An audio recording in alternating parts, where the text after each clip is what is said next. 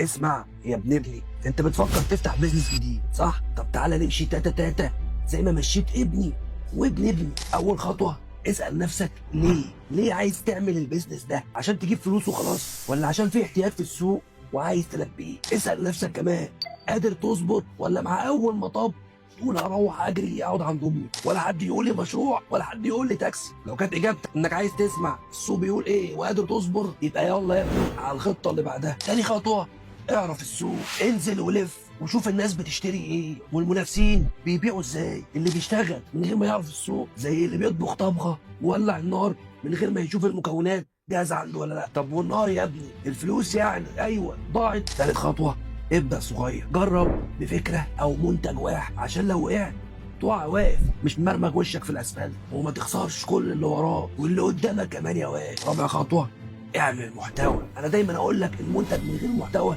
زي القهوه المغشوشه اللي عامله ريحه بس، لا بتفوق ولا بتعجب. خامس خطوه، استعد دايما للمفاجآت. البيزنس زي البحر، يوم هادي يوم عاصفه، الواد العويم بس هو اللي هيكمل. الخلاصه يا واد عشان ما تفرضنيش، اعرف ليه، اعرف السوق، ابدا صغير، اعمل محتوى واستعد لاي حاجه. البيزنس مش سباق 100 متر يا ابني، لا ده ماراثون. زمانك لسه ما نضجتش يا واد، بس لما تنضج هتعرف ان البيزنس هيمشي معاك خطوه خطوه وتاتا تاتا، بس خليك دايما مستعد لمفاجآته.